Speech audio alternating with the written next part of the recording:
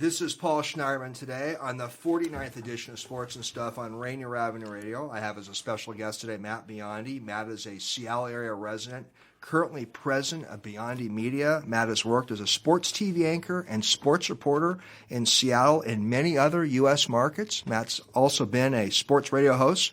Before I go further with this interview with my friend Matt Biondi, I want to go over some housekeeping things here at Rainier Avenue Radio. I want to recognize my engineer today, Daniel Billis. Daniel is also the host of the Fresh Juice Show at Rainier Avenue Radio. We have a lot of good things going on in our sports department. We have shows hosted by Rick Dupree, Granville Emerson, and Ronald Laurent host a great show, Lidline Sports. Mazvita Marari is the host of Seattle Sports Weekly. Pat McCarthy and Mazvita also co-host a show on the Seattle Metro Sports League. Mark Bryant has a fitness-based show, Fitness Corner, and Juan Cotto and Mike Colbrisi also host a sports show here. So lots of stuff going on in our station, the sports department, other departments. A little more on Matt Biondi. Matt is, as I mentioned earlier, is president of his own media company. He has a wealth of experience as a sports, radio, and TV man in many U.S. markets. Mark, I think Matt has seen about everything in the sports broadcasting industries. Mark worked at Seattle's Cairo TV at one time, and the other companies in different U.S. media markets. Matt is a graduate of Washington State University in communications. Matt's a single father of two lovely daughters that he's raised.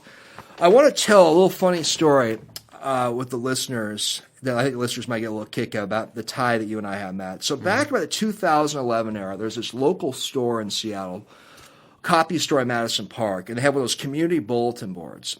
And, you know, there's dentists that have cards, massage therapists, realtors, what the heck? I'll be the tacky lawyer and put up a card. You know, there's always a stigma when lawyers do a little advertising. So I put up a card there. Just, you know, you never know who's going to call. You never know what's going to happen. I figure, what the heck?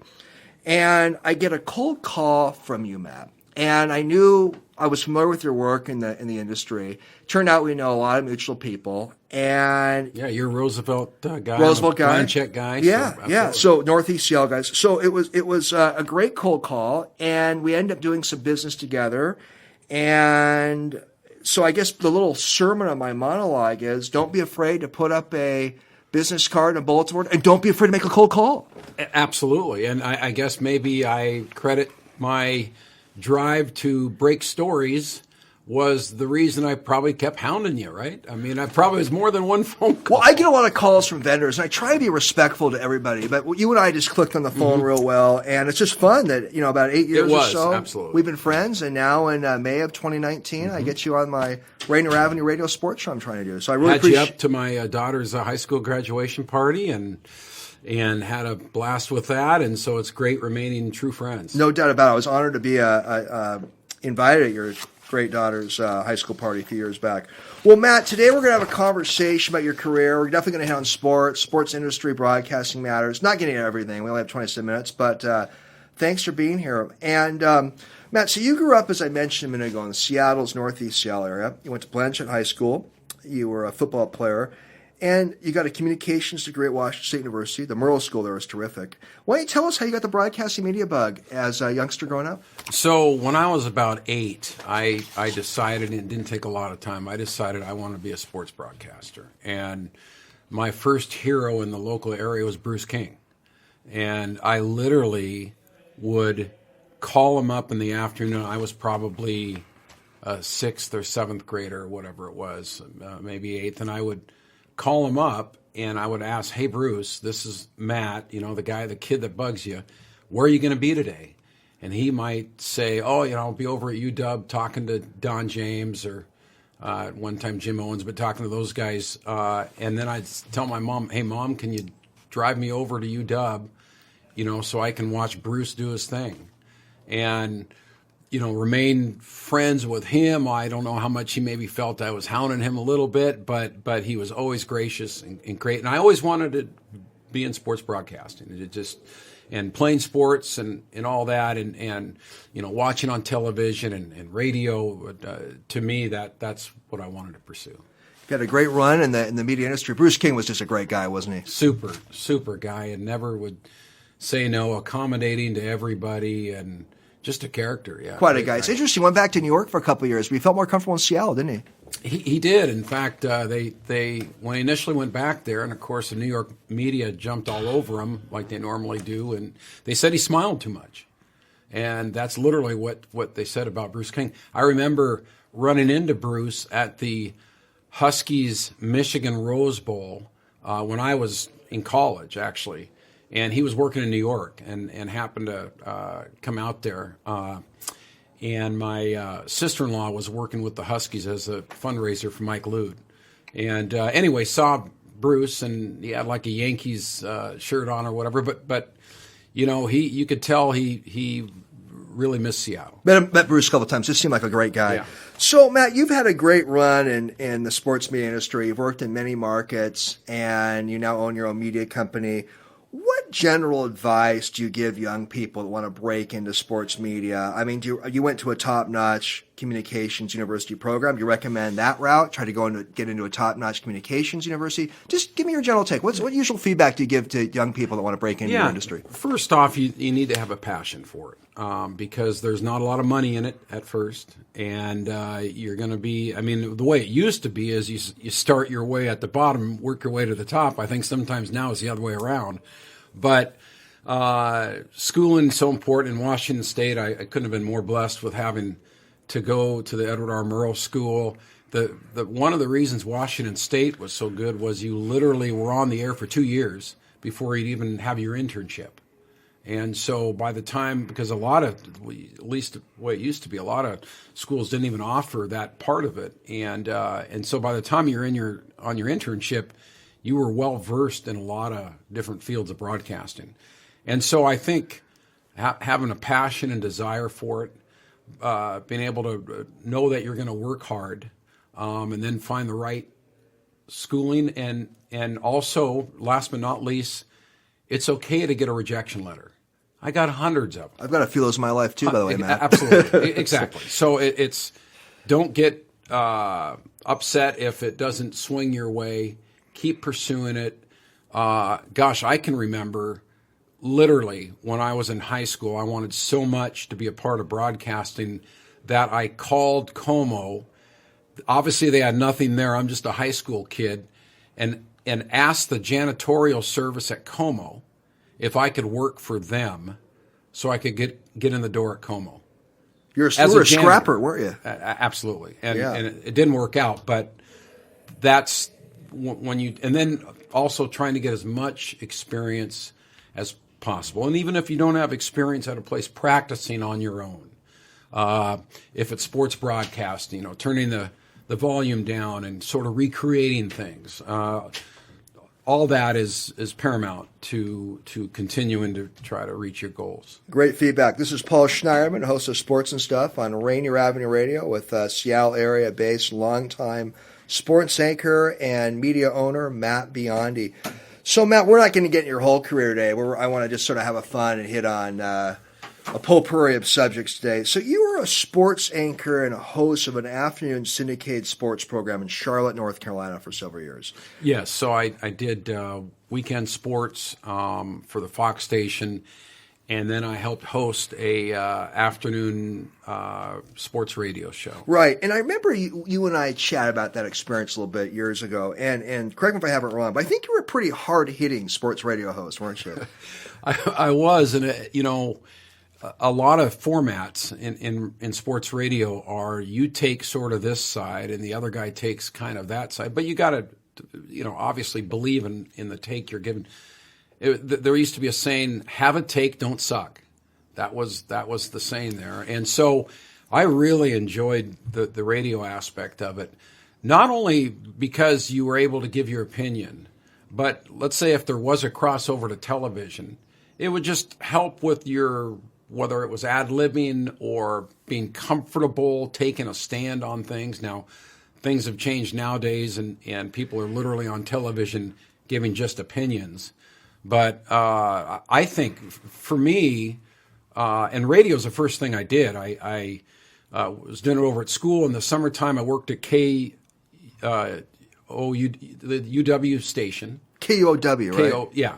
And I was literally doing Husky, even though I went to Wazoo, I was doing Husky updates during two-a-days for the station. My point is, radio's the foundation to me anyway, of any broadcasting career you take, whether it's TV or talk show host or whatever you're going to do, radio's the foundation. A lot of the media veterans say the same thing about how important radio is.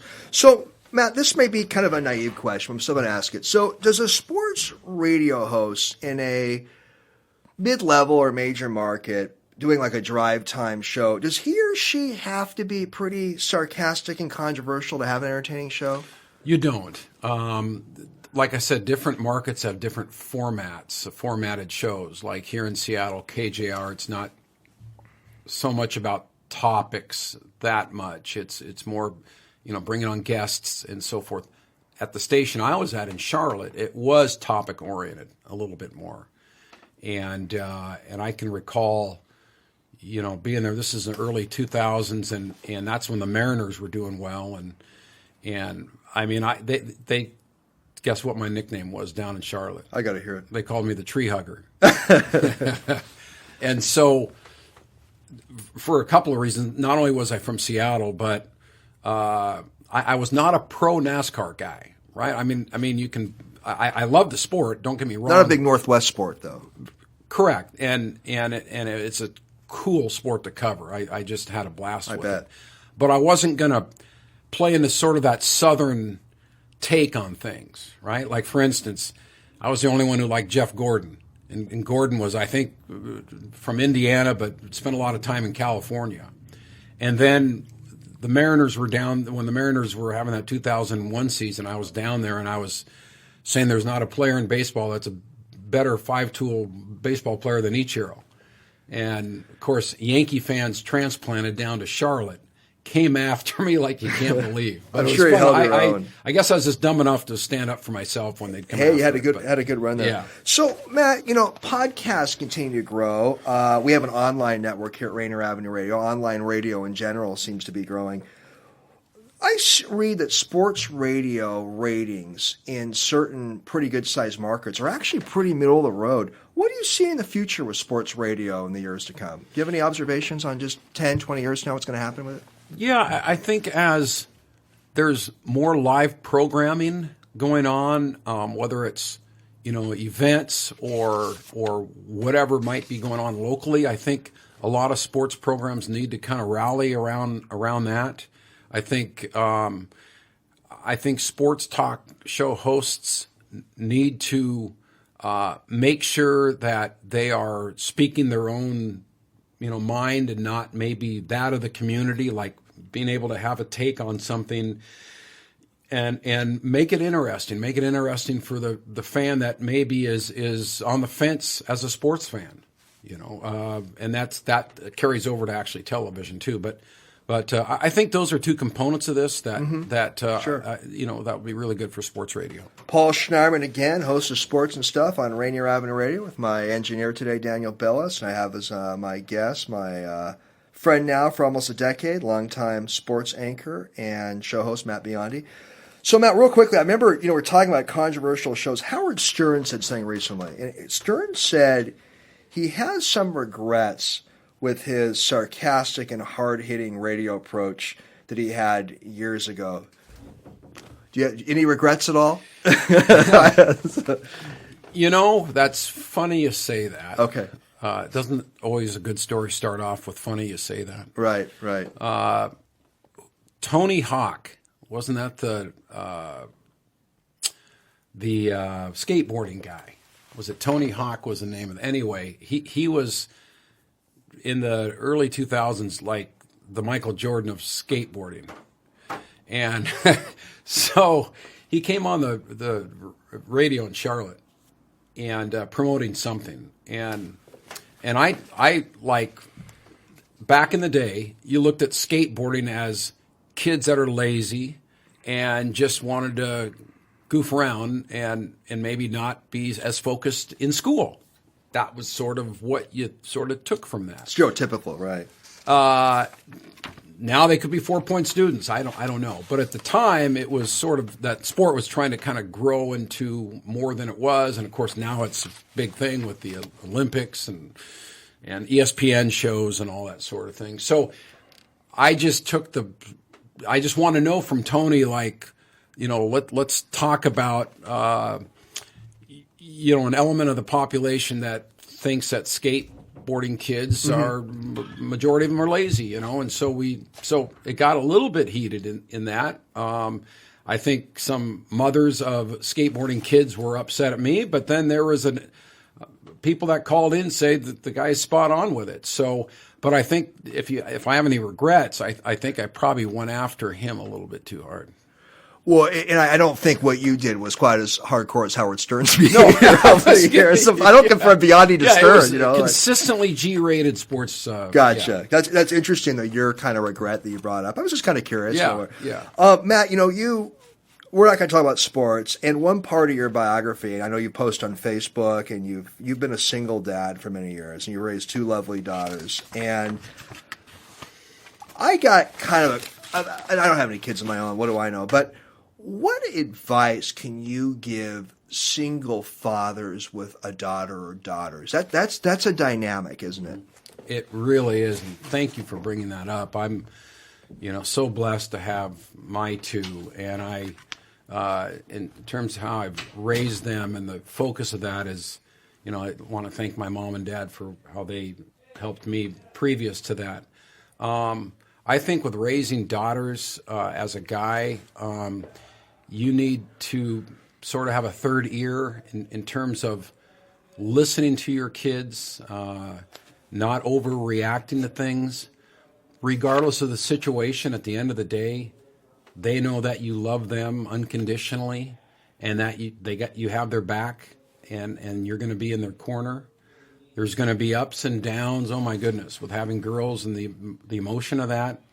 But to me anyway, at the end of the day, when they're younger, whether you kiss them goodnight or whatever the case, for them to know they're loved at the end of the day, that's huge. And to me, that's as difficult as it did get. I wouldn't handle it any differently, because I know I spoke with my heart. Right, with your kids, you speak with your heart. Very compelling. And that was a big deal. And I hear that from some grown women and young girls over the years. They don't feel they communicate very well with their dads. And I hear that sentiment a lot. But you obviously, with your kids.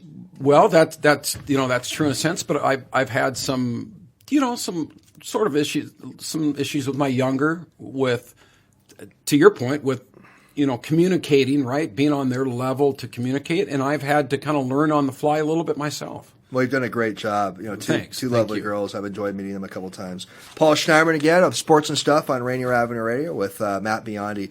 So, Matt, you worked in Philadelphia, I believe, from 2003 through 2008, and you covered the Phillies, the Flyers, the Eagles, and the 76ers. Tell us a little bit about Philadelphia as a sports city, and it's just night and day from Seattle as a sports city, isn't it? It really is, and I can't tell you how much of a good time I had there. And sort of to bring it into Seattle terms, covering Philadelphia sports every day was like there was an Apple Cup every day. That was the intensity, because what you're dealing with that you don't deal with quite as much here is you're dealing with generations of fans.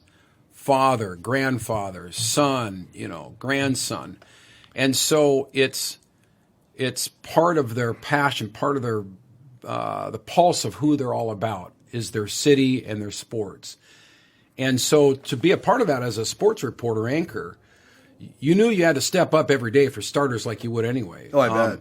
But you knew you were going to be accountable, and also that win or lose, you weren't going to pull any punches with anybody. You were going to focus on exactly your job. Are the Philly sports fans really as hardcore as they're made out to be, Matt? Paul, they are actually. And I can remember, when the Red Sox would come down for an interleague, Red Sox Nation, and I just remember the kind of the wars between the two cities. And then when the thing about Philly fans, all the sports, but primarily baseball, is if someone might be batting 210 and have a couple of errors, but if he's busting his butt, that makes up for a lot of it. They like hustle, Philly fans. They love hustle. That's why they like Larry Boa, who was out here as a coach. when he was in, Philadelphia, they loved the way his team was playing because he didn't put up with anything but hustle and grit. Total hustle. So I think you shared with me recently, Matt, that you were interviewed by a Philadelphia sports historian. Tell us about that. Yeah, it was about a month ago. He called up. He's writing a book back in Philly and wanted to talk to some sports broadcasters and others about just the history of broadcasting in Philadelphia. And so it was fun because there's not too many people from the Northwest that end up working in Philadelphia. And gosh, I gave him a bunch of fun stories that I was privileged to be a part of. Is this going to be a book? It is. Yeah, it is. Right. It's probably in a year or two. Well, let me know when it's published. I'd love to read the book and see your contribution. Yeah, no, and just because this, don't get me going, but some of the stories are just that you experience back there. And the thing about it, real quick, is when you're in the heat of the battle as a sports reporter, broadcaster, you're only focused on your next task and your next day. It's only years later, like you can sit back and kind of reflect on maybe what you've done and kind of pat yourself on the back and say, I think I made a difference in some people's lives. You've had a run in so many different markets. You've been in small markets, medium markets, some really large U.S. markets. So you definitely have a broad perspective. Paul Schneider, again, host of Sports and Stuff on Rainier Avenue area with Matt Biondi. All right, you've probably got a couple of these questions before. But this is the fun part of interviewing. You ask a question, you see where it goes. If you had to pick one team you've covered in all your years in sports media, whether it's a high school team, college, pro, Olympic, whatever, it could be a Little League team. Was there a particular team that really stood out that you covered? Man, there's been a lot. When I was in Milwaukee covering the Packers, when they went to the Super Bowl, different. Jerry Tarkanian in Fresno, at Fresno State, that was just like being in a circus. There is so many. I'll tell you what. Yeah. St. Joseph's was a basket away from going to the Final Four in 2003 or 4, whenever it was. Jameer Nelson was their top player, and they were like 35-0 at the time. Anyway, we covered them all year, and they weren't even expected to finish middle of their conference. Phil Martelli was the head coach. St. Joe's goes all the way to the regional finals and got beat by Oklahoma State in the last 30 seconds. You talk about riding a team for covering them on each stop in the NC2As and throughout the season when nobody thought they would do anything, and a bunch of, for the most part, nobody's playing on their team. And Philly's got this thing, the 6 D1 schools. And so, Villanova normally gets a lot of the exposure, and Temple, but this year, that year, it was St. Joe's. They get to the regional final, and my gosh, they broke our hearts with losing in the last 30 seconds, or they would have gone to the Final Four. So St. Joe's University in Philly was one of your favorite teams you've covered. Yes. Yeah. But because of the coach, the players, the fans, it just wasn't the biggest team. It wasn't pros. But it just was one of my favorites. And Matt, by the way, I love underrated sports stories. You just shared a fun kind of underrated sports story. The other underrated one, real quick, was it wasn't a team but a horse. So I covered Smarty Jones, was a Philly horse from the city, and I don't know if you recall Smarty Jones, but Smarty Jones won the Kentucky Derby, and then we followed him to Pimlico in Baltimore, and he won the Preakness. And it was Philly hadn't had a winner since, I think, the 76ers in '83.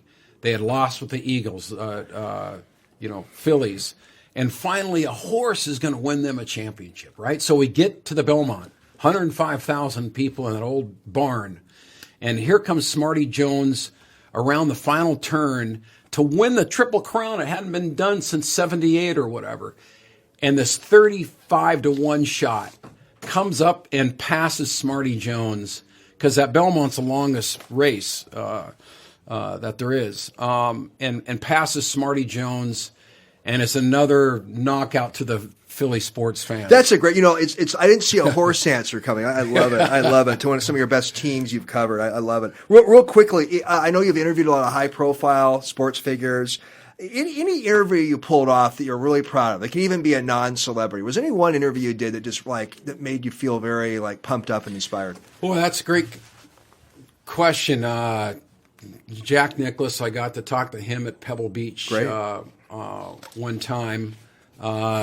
Joe Pesci, got to talk to him about his golf game in Tahoe. Brett Favre was one of my favorites to cover. The guy was a total joker.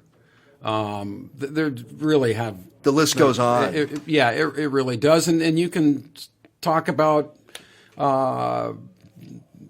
covering high school sports and some of the, fun interviews with kids that have overcome obstacles and challenges. So, yeah, really so many stories in sports. That's one great thing about it. Well, Matt, we're getting a lot closer to winding down. I can't believe how time goes, but I hope to get you back one day. We'll talk more. And I know you have a great media company going on right now, Biondi Media. What's in the future for Matt Biondi? Well, it's more of the focus on the company. We build websites and do really solid SEO and social media and video for small business. Very affordable pricing. So I work hard on that. I do a little bit of stuff with Seahawks during the football season, especially when some of the visiting teams come in. A little reporting, but that's just on the side. But more focus on the on business every day, breathing this great Northwest air, and being blessed with my two daughters. Matt, thank you so much for coming on Sports and Stuff. Really enjoyed it. I know you and I will be in regular touch. Sounds great. Thanks, Matt.